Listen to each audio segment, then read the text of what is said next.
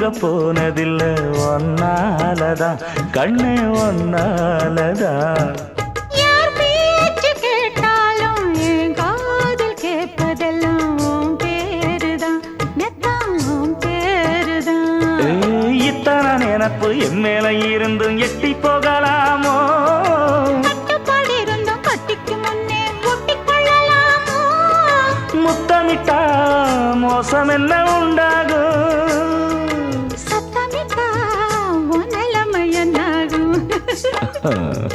புது அழையால அரைச்சு தொண்டையில தான் நினைச்சு மாமன் கிட்ட பேச போற மணிக்கணக்கா.